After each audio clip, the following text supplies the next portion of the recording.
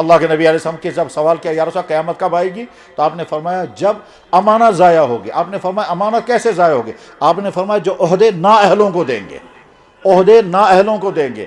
مفتی وہ بنا جس کا علم صحیح نہیں یا دیانت نہیں، امام صاحب وہ بن گیا جس امام کی قرات صحیح نہیں یا اس کو مسائل ہی یاد نہیں، یا وہ صفات جو امام کے اندر ہونی چاہیے وہ ہے نہیں، یا پریزیڈنٹ وہ بن گیا جس کے اندر وہ صفات موجود نہیں، یا مدرسے کا محتمم وہ بن گیا جس کے اندر وہ کوالٹی موجود نہیں۔ یعنی صفات کے بغیر، کوالٹی کے بغیر اگر ہم کسی عہدے پر بیٹھ گئے اور ہم اس عہدے کا حق ادا نہیں کر رہے ہیں، کر نہیں پائیں گے، کیونکہ جب کوالٹی نہیں ہے ادا کرنے کے نہیں، تو اللہ کے نبی نے فرمایا جو ہی یہ ہونے لگے گا، اس کا مطلب کیا ہوگا؟ ملک کا سربراہ وہ ہوگا جو اس کے قابل نہیں ہوگا، اسٹیٹوں کا سربراہ وہ ہوں گے جو اس کے قابل نہیں ہوں گے، کرسیوں پر افسر وہ ہوں گے جو اس کے قابل نہیں ہوں گے، دینی منصب ان لوگوں کے ہاتھ میں آئیں گے جو اس کے قابل نہیں ہوں گے۔ تو اللہ کے نبی نے فرمایا جب یہ ہوگا تو سمجھو قیامت آ رہی ہے۔ اذا وسد الامر الى غیر اہلہ، جب نااہلوں کو عہدے دیں گے، نااہلوں کو عہدے دیں گے۔ نااہل کی دو قسمیں ہیں، ایک نااہل وہ ہے جسے بس علم نہیں، اور دوسرا نااہل وہ ہے کہ علم تو ہے مگر دیانتداری نہیں ہے۔ ایک یتیم خانے کا سربراہ غلطی کر رہا ہے کیونکہ اس کو پتہ نہیں، اور دوسرا وہ ہے جس کو پتہ ہے مگر جان بوجھ کر غلطی کر رہا ہے، تو بددیانتی ہے۔ تو یا لا علمی ہوگی یا بددیانتی ہوگی۔ مدرسے کا محتمم صاحب اگر پیسہ غلط استعمال کر رہا ہے، ٹھیک ہے، تو یا لا علمی ہے یا بددیانتی ہے۔ بس ٹھیک اسی طرح سے ایک جوان اگر اپنی جوانی کا غلط استعمال کر رہا ہے، یا لا علمی ہے یا بددیانتی۔ بددیانتی کا مطلب یہ ہے کہ اپنے نفس کے سامنے جھکا ہوا ہے اور کر رہا ہے وہ سب کچھ۔ اور آگے بڑھ کر مرد کے اندر جو سیکچول پاور ہے یہ امانت ہے، اس کا غلط استعمال نہیں کر رہے ہیں، اس کا حساب دینا ہوگا۔ ہمارے ہاتھوں میں جو موبائل ہے یہ بھی امانت ہے کہ اس کا استعمال اب صحیح کریں گے یا غلط کریں گے، ہر چیز۔ تو بس میسیج کیا ہے؟ نمبر ایک، اللہ نے ہم کو ایمان کی دولت عطا فرمائی، ہم ایمان والے ہیں۔ یہ بات بار بار سمجھنے کی ضرورت ہے، ساری دنیا کے ایمان والوں کو بھی اور یہاں کشمیر والوں کو خاص طور پر، کہ اللہ نے ہم کو ایمان کی دولت عطا فرمائی ہے۔ اس میں ہماری کوئی قربانی نہیں لگی، ہماری کوئی محنت نہیں لگی، ہماری کوئی درخواست استعمال نہیں ہوئی، ہم نے کوئی یہاں سے ڈیمانڈ نہیں کی تھی، وہ تو اللہ نے فیصلہ فرمایا۔ ایک تو اللہ کی مہربانی ہوئی، ان اولیاء کرام کی قربانیاں لگی جنہوں نے یہاں اس کشمیر کا سفر کیا مشکلات کے ساتھ، مصیبتوں کے ساتھ، اور ان مشکلات و مصیبتوں کی تفصیل نہیں معلوم ہے، کیونکہ نشائے ہمدان رحمہ اللہ تعالیٰ کے ساتھیوں نے بتایا کہ ہم کو کیسی مصیبتیں آئیں کشمیر پہنچتے پہنچتے۔ میں کبھی سوچتا ہوں جب وہ بانہال کے پہاڑوں سے چل رہے تھے، کیونکہ بانہال سے آئے تھے حضرت، پیر پنجال سے کراس کر کے آئے ہیں، اور پیر پنجال کے پہاڑ پر ایک پنڈت سے ملاقات ہوئی تھی اور زبردست مناظرہ ہوا تھا اس کے ساتھ، وہ ان پر اٹیک بھی کر رہا تھا، کوئی جادوئی اٹیک، اس کی ڈیٹیل مجھے اس پر بیان نہیں کرنی ہے۔ تو کیسے انہوں نے وہ سفر کیا ہوگا۔ عبد الرحمن بلبل رحمہ اللہ تعالیٰ چائنا سے آئے، افغانستان کراس کیا، آج کا پاکستان کراس کیا، پھر لداخ سے ہوتے ہوئے ان پہاڑوں سے گزرتے گزرتے یہاں پہنچے۔ نہ سواریاں تھیں، نہ گاڑیاں تھیں، نہ راستے میں کئی ہوٹل تھے، نہ سرائے تھی، نہ کیسے سفر کیا ہوگا انہوں نے، کیسے یہاں پہنچے ہوں گے۔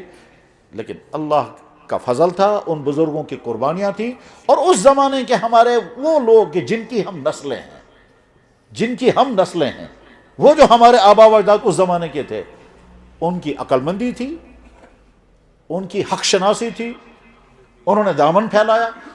اللہ کا کرم، بزرگوں کی قربانی، انہوں نے دامن پھیلایا تو ایمان قبول کیا، اور انہی کے نسلیں ہم ہیں۔ میں نے کشمیر کی تاریخ کو گہرائی کے ساتھ پڑھا، آج کی بہت ساری قومیں اس وقت بھی تھی، اور کچھ قوموں کے نام بھی بدل گئے۔ تو ایمان کی دولت اللہ نے ہمیں عطا فرمائی ہے۔ قرآن کریم کی ایک آیت ہے جس میں اللہ تعالیٰ فرماتے ہیں وَدَّ كَثِيرٌ مِّنْ أَهْلِ الْكِتَابِ لَوْ يَرُدُّونَكُم مِّن بَعْدِ إِيمَانِكُم، بہت سارے لوگ چاہتے ہوں گے کہ تم سے تمہارا ایمان چھن جائے، تم اپنی ایمان سے ہاتھ دھو بیٹھو، تم وہ کرو جس کے نتیجے میں تمہارا ایمان ختم ہو جائے گا۔ وَدَّ كَثِيرٌ مِّنْ أَهْلِ الْكِتَابِ لَوْ يَرُدُّونَكُم مِّن بَعْدِ إِيمَانِكُم، یہ سرائی حضور کے زمانے کے لیے تھا، قیامت تک کے لیے ہے یہ۔ اس لیے ایک تو اللہ نے ہم کو ایمان کی نعمت اور دولت عطا فرمائی ہے، ایک، اور یہ ہمارے پاس امانت بھی ہے، نعمت بھی ہے، دولت بھی ہے، اور اس کے بعد پھر باقی ایمان کے بعد جو کچھ ہمارے پاس ہے ساری اللہ کی امانتیں ہیں۔ یہ جوانی امانت ہے، اس کا غلط استعمال نہیں کرنا ہے۔ یہ پیسہ امانت ہے، اس کا غلط استعمال نہیں کرنا ہے۔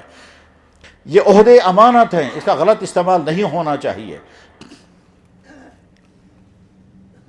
میرے بھائیوں، اللہ کے نبی نے جب یہ فرمایا تھا لا دین لمن لا امانت لہ، جس کے اندر امانت داری نہیں، اس کا دین ہی ختم ہو جائے گا، اس کا دین بچے گا ہی نہیں۔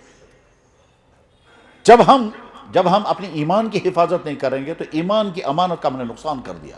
قرآن اللہ کی امانت ہے، اگر ہم نے اس کو پڑھنا نہیں شروع کیا، ہم نے اس کو کھولنا شروع کیا۔ اس وقت کشمیری قوم کی حالت کیا ہے؟ یہاں کے اکثر انسانوں کا حال یہ کہ ہاتھ میں قرآن اٹھاتے بھی نہیں، اکثر انسانوں کا حال یہ ہے۔ بچے آپ کو مل گئے، یہ امانت ہیں۔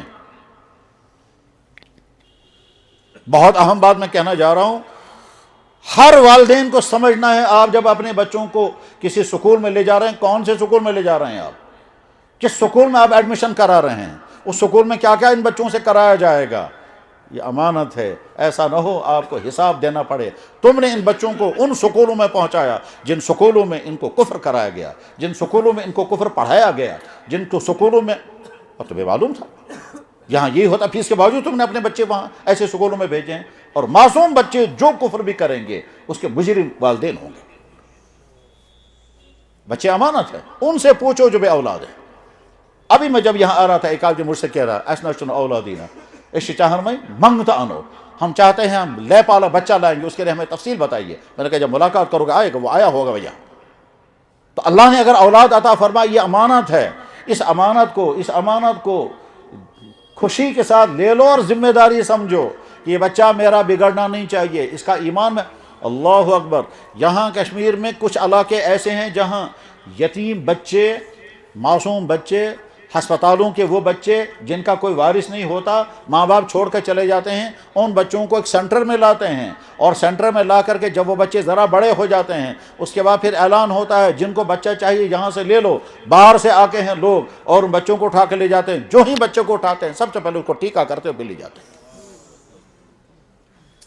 جواب دیں گے آپ سب، اس بچے کے آئندہ کی زندگی کا کفر، اس کا ذمہ دار کون ہوگا؟ اب جب ان سے کہتے ہیں، کہنے لگے اب لوگ لے جاؤ بچوں کو، جب تم لوگ چھوڑ دیتے ہو، ہم کو تو بچوں کو کسی کے حوالے کرنا ہے تاکہ اس کی زندگی تو بچے، اور اگر تمہیں زیادہ ان کی ایمان فکر ہے خود لے لو آ کر کے۔ میرے بھائیو، اللہ نے ہم کو امانتیں عطا فرمائی ہیں۔ ماں باپ امانت ہیں جب تک وہ زندہ ہیں، جب وہ چلے جائیں گے پھر تڑپو گے، پچھتاؤ گے، ہائے وہ زندہ ہوتے میں ایسی خدمت کرتا۔ شوہر یہ سمجھے میری بیوی امانت ہے، ایسا نہ ہو جب وہ مر جائے گی تب پتہ چلے گا، اس وقت آپ نہیں۔ بیویوں کو سوچنا چاہیے میرا شوہر میرے پاس امانت ہے، جب تک یہ ہے مجھے قدر کرنی، ایسا نہ ہو کہ اس کے بعد میں تڑپتی رہوں گی۔ چیز چھن جانے کے بعد، صحت امانت ہے، جب وہ چھن جاتی ہے پھر انسان تڑپتا ہے، ہائے ہائے۔ ہر چیز امانت ہے اسلام میں۔ ان اللہ یامرکم ان تؤدوا الامانات الی اہلھا، اللہ تمہیں حکم کرتا ہے کہ امانتوں کو ٹھیک طرح سے ادا کرنا، اور اسی میں وہ نہیں کرنا جس کی وجہ سے تمہیں جواب دینا پڑے۔ اگر ہم نے اپنی جوانی کا غلط استعمال کیا، جواب دینا ہوگا۔ فرمایا جناب رسول اکرم صلی اللہ علیہ وسلم نے تب تک قیامت نہیں آئے گی جب تک 5 باتوں کا جواب نہیں دو گے۔ اس میں ایک پہلی بات ہوئی، جوانی کیسے گزاری تھی، جواب دو گے پیسہ کیسے کمایا تھا، فراڈ بلیں نکالی تھی، غلط کاؤنٹنگ کی تھی، عجیب عجیب انداز سے لوگ حرام پیسے کماتے ہیں۔ اللہ کیسے کیسے حرام طریقے پیسے کمانے کے لوگ اختیار کرتے ہیں، اور ہر جگہ، ہر ڈپارٹمنٹ میں، ہر شعبے میں، بازاروں میں، دفتروں میں، کالجوں میں، ہسپتالوں میں، یتیم خانوں میں، بیوہ عورتوں کے فنڈ کھا جاتا ہے۔ ہمارا کبھی کہیں کہیں ایسے افسر پائے گئے کہ بیوہ عورتوں کے جو فنڈ ہیں 300 روپے بیوہ عورت کو ملنے ہیں، ٹھیک وہ خود کھا گیا اور ساتھ میں کہا فنڈ آئے ہی نہیں ہے، لہذا جاؤ۔ ہمارے سامنے کیس آ گیا کہ مسجد والوں نے، مسجد کے منتظمین نے مسجد کا پیسہ غائب کر دیا، اس کے بعد محلے میں جھگڑا ہو گیا، پرانی کمیٹی ہلاش، نئی کمیٹی آ گئی، نئی کمیٹی حساب مانگ رہی ہے، پرانی کمیٹی حساب ہی نہیں دے رہی ہے۔ جناب رسول اللہ صلی اللہ علیہ وسلم کی خدمت میں عرض کیا گیا، یا رسول اللہ فلانی صحابی کو شہادت مل گئی، شہید ہو گیا۔ آپ نے فرمایا شہید ہو گیا؟ اس نے ایک چادر چرائی تھی مال غنیمت کی، وہ چادر آگ کا انگارہ بن کر لپٹ گئی۔ بخاری میں حدیث ہے کہ غزوات کے بیان میں، غزوہ خیبر کے بیان میں حدیث موجود ہے، ایک صحابی شہید ہو گئے، صحابہ کرام نے حضور سے عرض کیا، یا رسول اللہ مبارک یہ شہید ہو گیا، تو اللہ کے نبی نے فرمایا ہاں شہید ہو گیا، اس نے مال غنیمت سے چادر اٹھائی تھی بغیر اجازت کے، اور وہ چادر آگ بن کر لپٹ گئی اس کو۔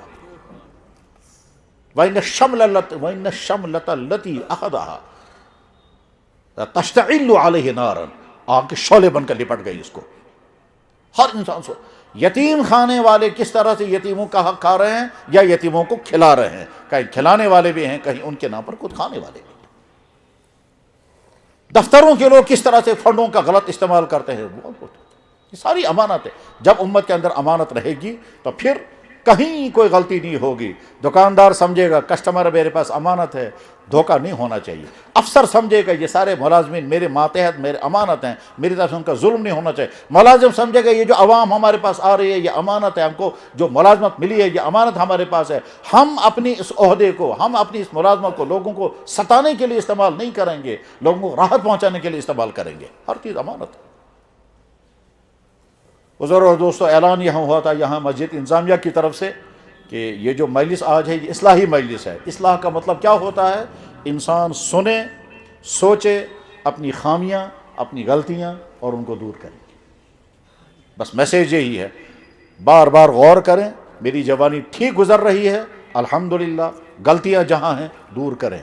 فیملی لائف ٹھیک گزر رہی ہے الحمدللہ، غلطیاں ہیں درست کریں. ماں باپ کے ساتھ، اولادوں کے ساتھ، بیویوں کے ساتھ، پڑوسیوں کے ساتھ، دکانداروں کے ساتھ، کسٹمروں کے ساتھ، ٹھیک ہے ہمارے معاملات کیا ہیں چیک کریں، مولا کریں، اور اگر غلطیاں ہیں تو غلطیاں دور کریں. اصلاح کے معنی یہی ہے. ہسپتال کا کام ہوتا ہے بیماریوں کی تشخیص کرنا اور ساتھ میں بتانا علاج یہ ہے. اسی طرح سے دین والوں کی ذمہ داری ہے وہ بتائیں امت کو. کیا میرے بھائیوں، اللہ نے دین حق ہمیں عطا کیا، اس دنیا میں اور کوئی دین حق نہیں ہے. یہی وجہ ہے کہ یہ دین حق دنیا میں قوموں کو اپنی طرف کھینچ رہا ہے. اور اسی سلسلے میں ایک چیز اور میں بتاؤں گا، آخری سے بات ختم کر رہا ہوں. خصوصاً وہ تمام نوجوان جو سوشل میڈیا پر رہتے ہیں، اچھی طرح سے ذہن میں رکھ لیں، سوشل میڈیا کا غلط استعمال آپ کے ایمان کو، آپ کے کیریکٹر کو، آپ کی صحت کو برباد کر سکتا ہے. سوشل میڈیا کا غلط استعمال آپ کے ایمان کو، آپ کے کیریکٹر کو اور آپ کی صحت کو برباد کر دے گا. اس لیے اس کے استعمال کرنے میں سمجھداری سے کام لیں. وہ ویب سائٹیں ایسے لوگوں کو ہرگز نہ سنیں جو تمہارے ایمان کو خراب کر دیں گے، چاہے وہ کنفیوز کر دیں. کنفیوز کرنے والے بے شمار انسان اس وقت سوشل میڈیا پر بڑے سرگرم ہیں اور وہ اتنے ماہر ہیں اپنے کام میں. جھوٹے کیس کے خطرناک وکیل، کیس ہے جھوٹا، وکیل ہے خطرناک. ان کی بات جب آپ سنیں کہ کہیں یار یہ تو ٹھیک کہہ رہا ہے. اپنے ایمان کو بچانا. وہ ایکس مسلم کے نام سے، آج ان کے نام بھی مسلمان ہی ہیں، پہلے وہ مسلمان رہے ہوں گے، مسلمان ملکوں کے لوگ ہیں، اور وہ سوشل کوئی کہاں بیٹھا ہوا ہے، کوئی کہاں بیٹھا ہوا ہے. تو اپنے ایمان کو بچانا میں بڑی اہتمام کے ساتھ کہہ رہا ہوں. ایسی ویب سائٹیں مت پڑھیں، سوشل میڈیا کا وہ استعمال مت کریں جس کے نتیجے میں آپ کا ایمان چھن جائے گا. اور صورتحال عجیب ہے، وہاں کے لوگ ایمان کی طرف آ رہے ہیں اور یہاں سے ایمان کی طرف دور جا رہے ہیں. بڑے بڑے خاندانوں کے لوگ، مطلب میں ایک ایسے انسان کو جانتا ہوں جو صدیق اکبر کے خاندان کا ہے، میں ایک ایسے انسان کو جانتا ہوں جو حضرت علی رضی اللہ عنہ کے خاندان کا ہے، اور میں ایسے انسان کو بھی جانتا ہوں کہ جو سید خاندان کا ہے اور مرتد ہو گیا اور فخر کے ساتھ کہتا ہے ہم نے اسلام چھوڑ دیا. اور ساتھ میں بحث بھی کرتا ہے، اور بحث جب کریں گے تو آپ اسے جیت نہیں پائیں گے کیونکہ وہ پروفیشن ہے، اس نے تیاری کی اسی بات کی لوگوں کو گمراہ کیسے مجھے کرنا. وہ اس میں مہارت ہی اسی بات کی، جھوٹے کیس کے خطرناک سچے وکیل. قابل وکیل جو ہے وہ جھوٹا کیس کو بھی سچا بنا کے دکھاتا ہے اور بڑے بڑے ججوں سے غلط فیصلہ کراتے ہیں. تو ایسے ہی ایک باطل کے خطرناک وکیل کھڑے ہیں سامنے، ان کو سننا ہی نہیں ہے، اور اگر سننا ہے اور کنفیوز ہو گئے تو کسی اچھے عالم سے ملیں، وہ آپ کا کنفیوژن دور کرے گا. آج ہی مجھ سے وہ صاحب کہہ رہے تھے، کہنے لگے جی ہم 2-3 لڑکوں کو لے کر آ رہے ہیں، بلکہ شاید آئے بھی ہوں گے یہاں، ہم 2-3 لڑکوں کو لے کر کے آ رہے ہیں، ان کو اللہ کی ذات کے بارے میں شک ہے. اللہ نے یہ ساری نعمتیں ہم کو عطا فرمائی ہیں، یہ امانت ہیں.